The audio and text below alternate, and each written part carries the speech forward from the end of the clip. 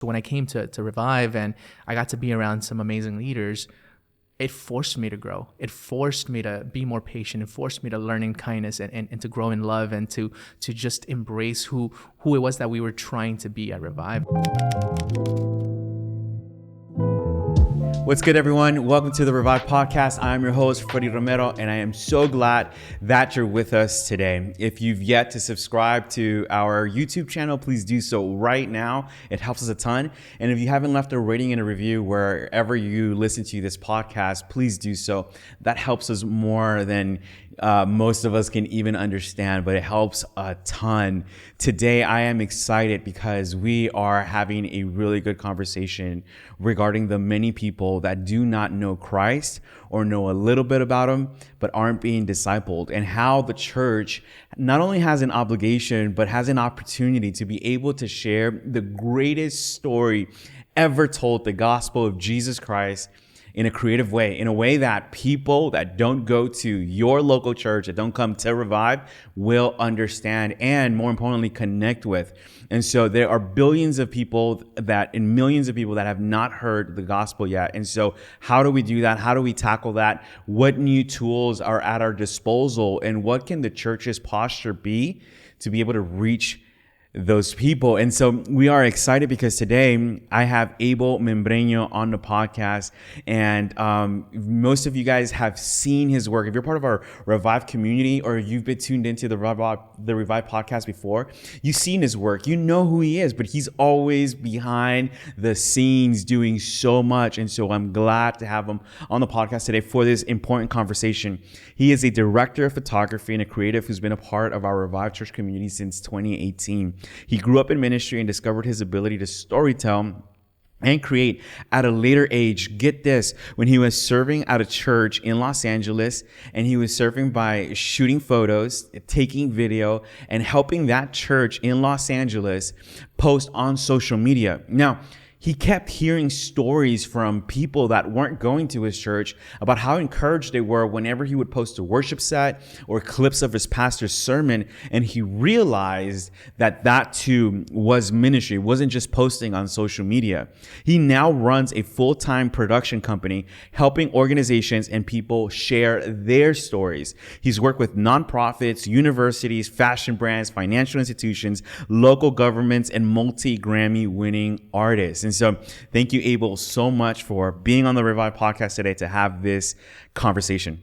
It's going to be fun, and I'm excited to have this conversation. Man, you know, when we think about what the pandemic did and just kind of like thrusting Revive, because Revive prior to the pandemic, unlike many other churches that either had digital presence online, had an online presence. It was very robust. We didn't. We really didn't. And when you first started coming to Revive, you came with a camera, with your own personal camera, and just started shooting pictures here. But then the pandemic kind of like thrusted a lot of the ideas and imagination that we had and kind of forced us to make that a reality. How was that experience for you as a creative person, as a young person to a new church community? I think it was a little bit intimidating and also an amazing opportunity, because what at the time I didn't realize was that COVID was actually going to be a blessing for us as a team, for us as individuals, because we had the opportunity to learn something that we had never done. And I was a photographer when we went into COVID. I quit my full-time 9-to-5 thinking that I'd be able to make a living as a photographer full-time. And it wasn't going to be a sustainable thing. And I didn't know that at the time. But what the opportunity that came from COVID was that it forced us to go into the video side. It forced us into live streaming. It forced us into post-production. It forced us into lighting and camera angles and multicamming and doing all that kind of stuff. And so it was an opportunity for us as individuals to learn a skill, grow a skill. And because we were doing streams every week and we were filming constant content, it forced us to do reps. And this is one thing that you specifically spoke to us as a team about, that the more reps we got in, the better we would become. And fast forward 4 years later, and I get to do what I get to do now only because of what we were doing during that time. It's amazing that you say that, you know, for many people, and I mean, it was a devastating time for many people, but for some people to see the opportunities presented before them with this and seeing how this became a blessing, shifts your perspective and your posture. Now, for Revive, I would say, I think all our pastors would say that we went online out of necessity. Yeah. Because here in California, and because I know we have people that are watching us from different parts of the country, here in California, during the initial stages of the pandemic, we were really shut down. Yeah. Like you could not gather anyone. So we really went online out of necessity, out of a desperation and a hope to keep our church community gathered in some sense, and all of us unified and connected in some sense. Now, I remember the first night. Most people won't know your experience, but that first night when we recorded that first service, would you just give people like a 60-second rundown of what happened that night after we got all of our worship team in here? Yeah.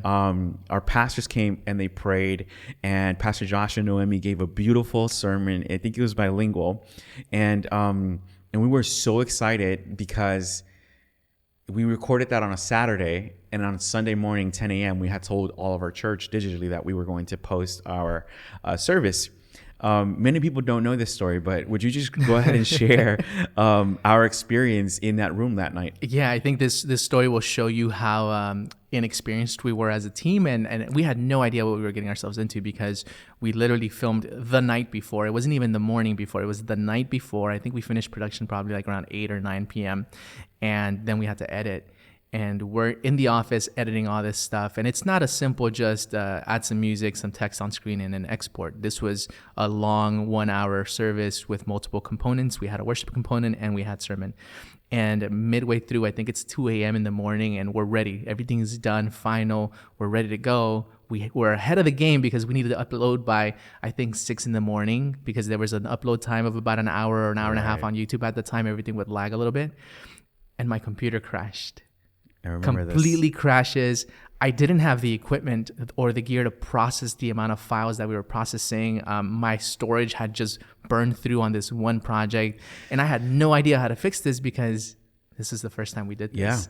Yeah, and we had to start all over again. And so, we got a lot of great feedback after that first service. People were texting us, people were commenting, and they're just like, "Hey, we have an amazing production team at the church. We, thank you for all the camera angles. Man, we should have started simple. We should have started with one camera. We should have just live streamed it. But we didn't know any better. We were very ambitious. But to your point, we just went for it. We just went for it and learned. And so throughout that process, throughout that year, we just learned a lot. So let me ask you, Abel, because you've been, you and the rest of the creative team that were around at the time, because we were filming so frequently, you were in proximity to all of our pastors, all of our leaders, all of our Bible teachers here at the church, our life group leaders. There were some times where we would go to people's houses and film life curriculum at their houses. You were around our worship leaders, people who had been at Revive far longer than you. What occurred in you? What shifted in you in terms of your perspective of the church, being in proximity to pastors and leaders? Yeah, I think I attribute a lot of my success, both personally and professionally, who I've become as a man, as a human being, specifically to that season of shutdown and COVID and being in proximity with all these leaders.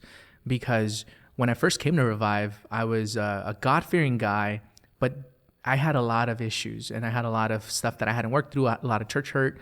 And then I also had my own personal issues that I had to deal with. And so I was a little bit of a toxic person. I was very impatient. I was a very perfectionist. And there were things that really didn't help with who I was. And so when I came to Revive and I got to be around some amazing leaders, it forced me to grow. It forced me to be more patient. It forced me to learn in kindness and to grow in love and to just embrace who it was that we were trying to be at Revive. And one of the biggest things for me was always, because of the church hurt that I had, I refused to go to a church that was attracting people or followers based on a personality or because the speaker was amazing or because the worship was amazing. I really wanted to belong to something that had a bigger vision and mission that wasn't centered around one single individual or person. Yeah. So when I came, I didn't know who Pastor Noemi was or Pastor Josh was or anyone. I knew you because we kind of grew up together in the same circles. Yeah. But even then, we weren't talking around that time. Yeah. And so when you guys pitched me on the idea of like, this is who we are as a church. This is what we believe in. We're creating a movement of people living out their redemptive purposes of influence. And that's, to me, a tongue twister because I'm not smart enough to comprehend what that is.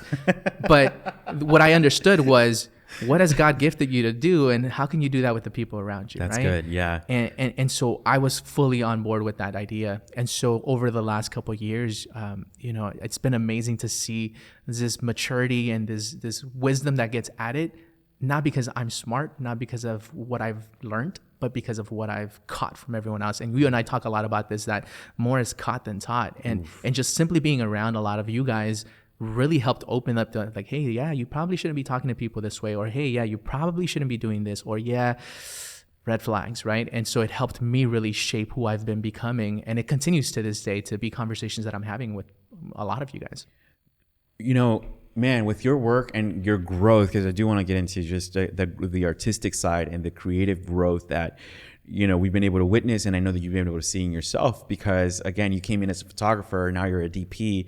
And if you would have known 4 years ago the type of clients or the type of people you'd work with today, you yourself might not have believed it, at the time. But I do suspect that there are a lot of people, not just, at Revive, but just in churches in general, where they think that, once a church hits a certain number,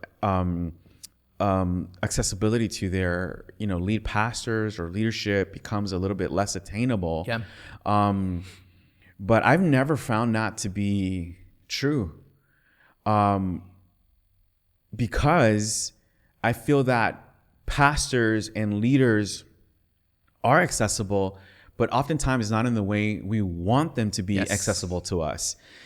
I mean, do you know where I'm going with this? Because I feel like, a lot of people get upset because maybe, the pastor doesn't have, office hours for them, or, right. Can take every coffee meeting with them. But in your experience, what has been, because I've heard you tell other young people how you've been shepherded and mentored and discipled by your pastors. But I don't think you've ever gone like on a coffee run with any of your pastors, or sat in their office I could be wrong, for consultation. So how have you, because I think other people need to know, like, hey, there are ways for you to be discipled. There are ways for you to be in proximity to people who are leaders, so that they can impart vision and speaking into your life, but it might not be in the way you want them to be. Yeah, I think a lot of people, like you said, have this conception of what they want their discipleship to look like, or the way that they want to be treated or approached, and it might be dinners, it might be experiences, it might be coffee. I came from a world where I understood that people that had value to give to the world usually didn't have time. And so you would maximize the time that they did have in whatever circumstance or situation that was. And so for me, during the times that we were doing production work, that was the time that I had to be able to, in between shooting, have conversations with Pastor Josh, have conversations with Pastor Noemi, hear them as they're having conversations in the room that have nothing to do with me. And so a lot of it was really the posture that I had, because I even just naively at the time, I wasn't intentional about trying to learn. I was just learning by association. I was learning by being present, right? But if I were to tell anyone now, it's like, be in those rooms, because sometimes it doesn't have to be a conversation that you're having directly one-on-one with them. You're hearing them have a conversation with someone else. You're hearing them talk big pictures. You're hearing them have strategy meetings with whoever. And even prior to COVID, I was in the room when we were having church buildings gifted to us, right? And I was a part of those moments where you could feel the room and you could feel the emotion and you can feel that. And I had just come on board 2-3 months before, right? And so what we want might not necessarily look the way that we want it. Yeah. And if the person that you're trying to learn from has value to give, chances are they're not going to have 2-3 hours out of their day to give it to you. Yeah. So you need to be able to have this posture of wanting to learn and doing it in the most efficient way possible. And it's sometimes not going to be what benefits you.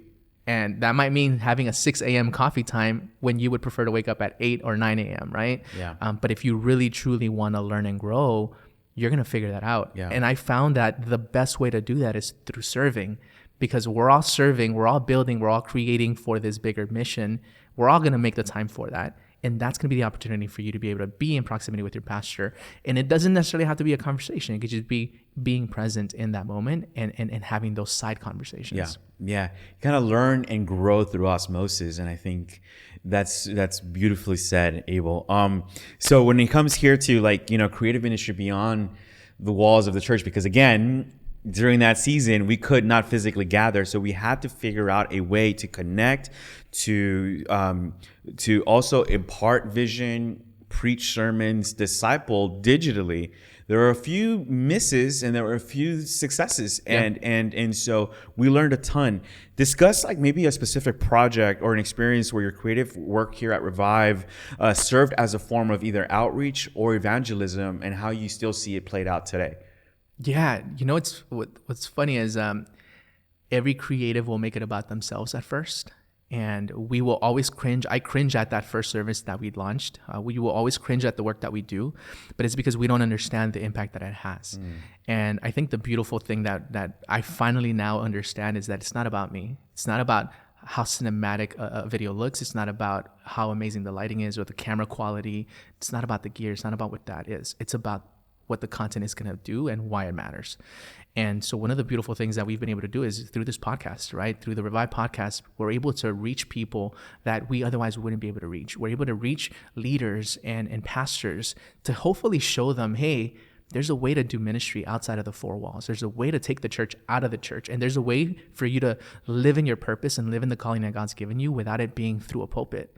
And for me, we hear countless stories of people that get reached by this. We did a podcast episode with one of our local nonprofits here, Gems Uncovered, who saw an increase of volunteers, an increase of donations after the episode, right? Yeah. So for us, we might never go out there to reach these people that are in need, but through the messagings, through the content that we create, we're able to then serve and be an extension of that blessing, right?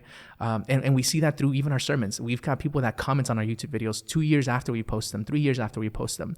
I remember there was this time where we had a message on email from a person in South America, because they were a worship team in a small local church, and we had done, I believe it was Promises in Spanish. At the time, no one had done it in Spanish.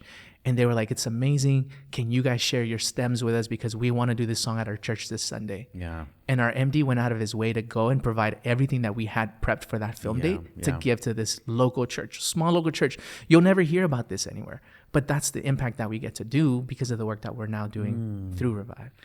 Yeah. So to think that, through the things that you publish, the things that you push out, and I know that a lot of churches or even individuals, we're scared sometimes to put ourselves out there digitally, right? Because we're always measuring ourselves to the big churches, with great production budgets, to the people who just seem like naturals on camera, but not realizing that these stories here, you can make an impact by just being yourself. And I remember Promises was my Maverick City. I remember the situation was, I think Pastor Noemi just loved that song, was ministering to her that season, and she just went out of her way and translated it to Spanish. And I remember when she first showed it to me, she actually sang the lyrics to me. Like, she recorded herself singing the lyrics to me. And I didn't know this. And our team then wrote it down, and then they did it. Yeah. And this has been, it garnered like almost 10,000 views, like almost immediately. It impacted so many people. Yeah. Yet we weren't the original and we weren't the greatest. I know like you said, other artists and worship leaders in churches have now done this song, and maybe they have far bigger views than we had. But initially, being the first, you're able to also serve other people and reach people that to reach where's this church? Venezuela, right? I think it was Venezuela. Yeah. I think it was like in Venezuela. Like there's Venezuela's on our radar here at Revive, and through this, we've been able to do that. So that story, for you, Abel, where do you get this idea? Or maybe what is the motivation for you to continue to storytell? Because I see you do it here at Revive. I see you do it with the organizations or the companies or the individuals, the athletes that you now work with. Where do you get this motivation that storytelling needs to be the driving force of any production? I think the motivation for storytelling to be that driving force is connection. At a bare basic level, we're meant to connect. We're not meant to do life alone. And we say that at church all the time. And we're meant for connection and interconnection. And we do that through the stories we tell. And if you look at hieroglyphs, you look at caveman paintings, you look at everything that we talk about in scripture, Jesus was the best storyteller. He showed you what he wanted from us through parables and through stories. And so stories have such an impactful way of delivering a message, showing you what it is that we're trying to teach you and convey. And it does it in a very unthreatening way. And I came from a sales background. I came from banking and finance. And I remember struggling as a banker for years, trying to just get work and get business. And I would always be a hard facts kind of guy. Like, hey, these are the pros and cons why you should come with us versus them. And it wasn't until it shifted to sharing the stories of success or sharing the stories of failures, why people needed to financial plan or why people needed to save, that people started then understanding like, hey, like I'm actually in that same boat too. And that connected the what we were trying to do with the why. And once we understood that, for me, it became personal, because now it unlocked something in me on a personal level and on a business level that showed me, hey, like, you know, people can reciprocate and connect with you better when you can articulate, give them a story that's going to connect with them, and explain to them the why behind everything. Yeah. So, you know, a lot of times we make the mistake of just trying to have a lot of head knowledge that then we could, you know, spill out on people because we want them to hear the gospel, or we want them to know Jesus.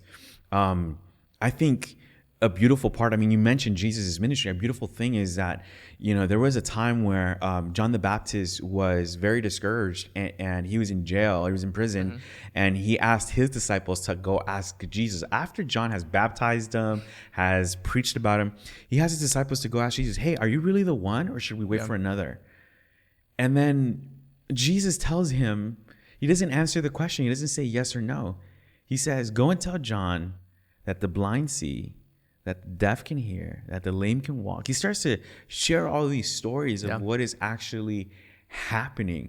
And a beautiful component too, like, you know, people think that having 4 different gospels is the Bible contradicting itself, or a measure of why we can't trust scripture. Whereas we see it the opposite. God in his infinite wisdom said, hey, I'm going to allow 4 different individuals to give you their different perspective on the truth that happened and was preached.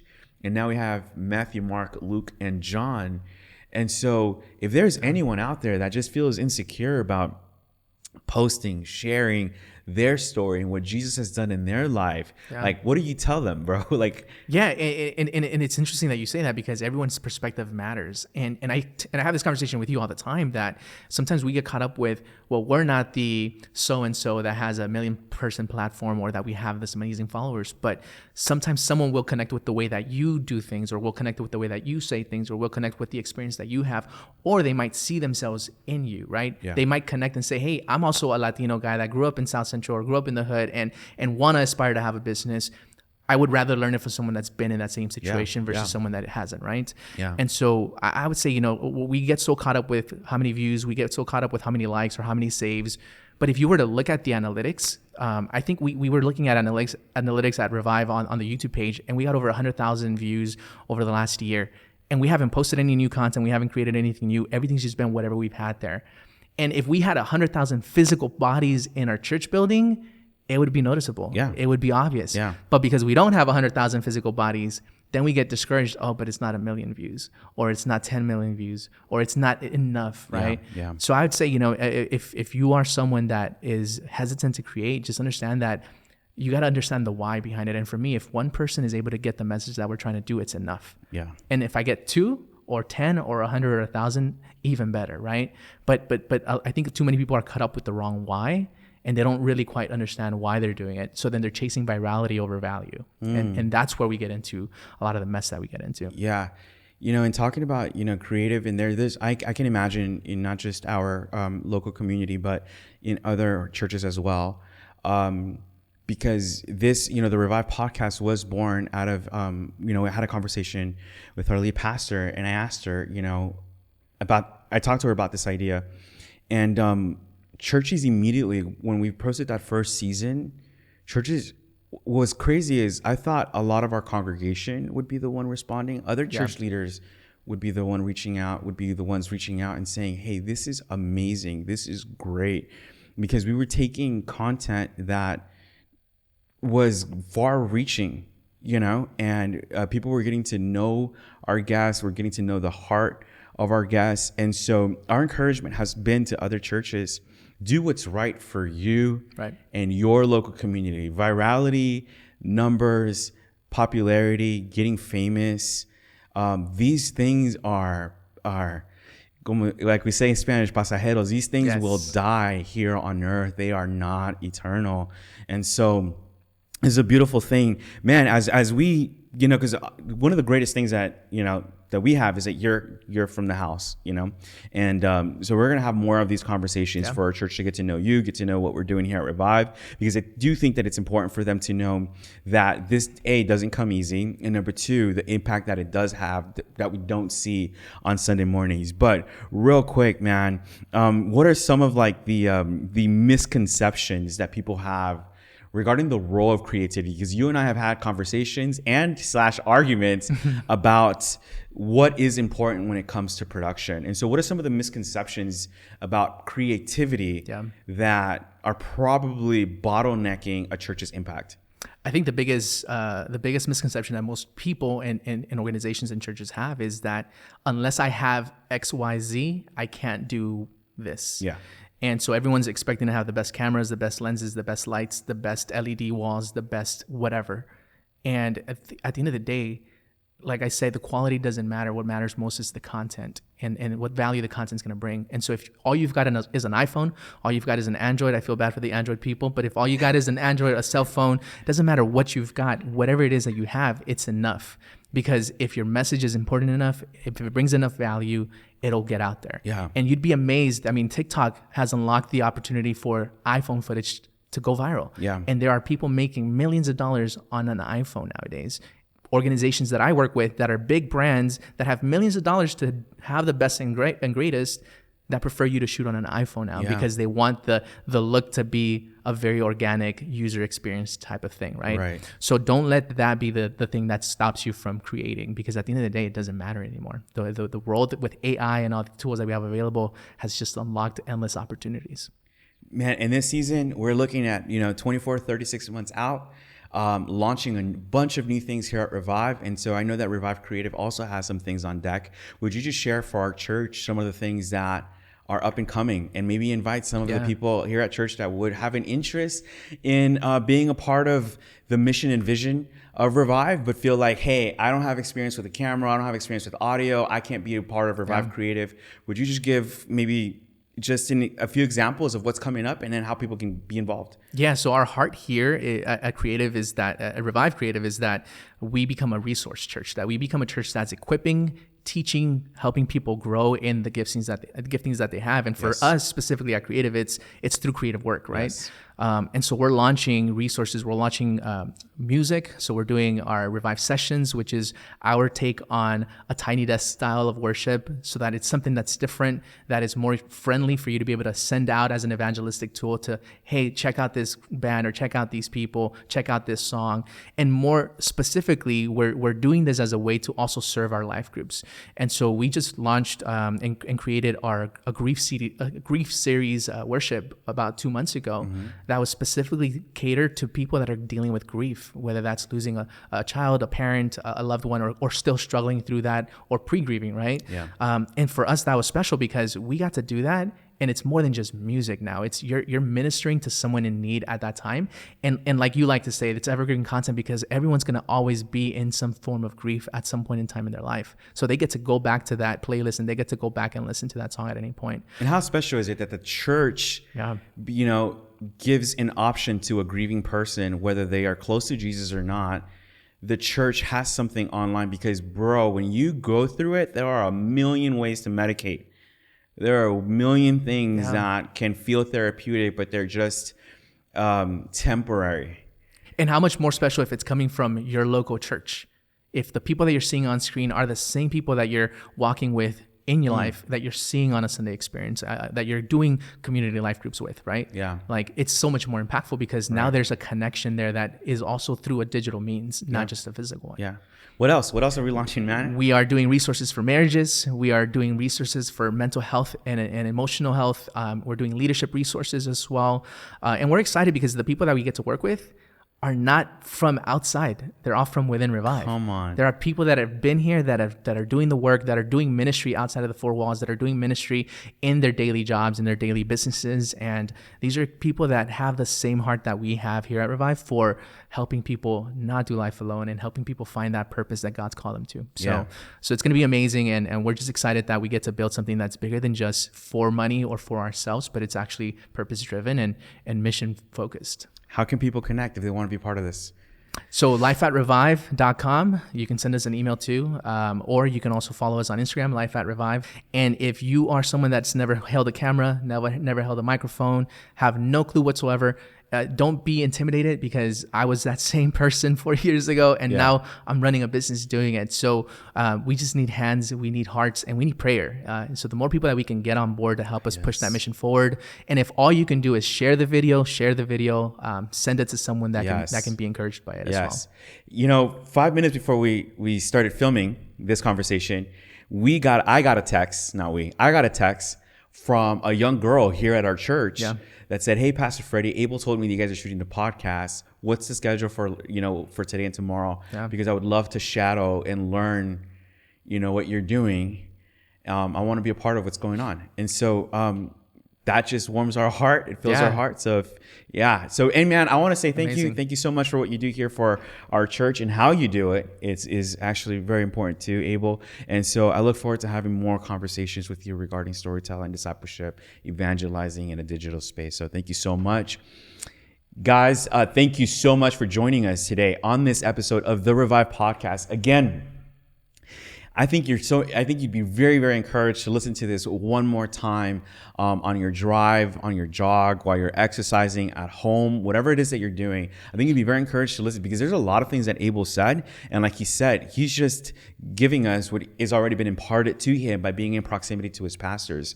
So take another listen to this and prayerfully consider, how does God want me to be in the game? And like he said, it is meaningful to us when you share, when you contribute, by just spreading the message that we are already producing here at Revive. And so Abel and the team, and with his leadership and the leadership here at Revive Church, we're trying to come up with a bunch of different things that are going to be a blessing to you and other churches worldwide. So please, if you've not connected yet, please subscribe on YouTube. Please leave us a rating and a review wherever you hear this podcast, because we want to continue creating a movement of people living out their redemptive purpose in their circles of influence. Until next time, God bless.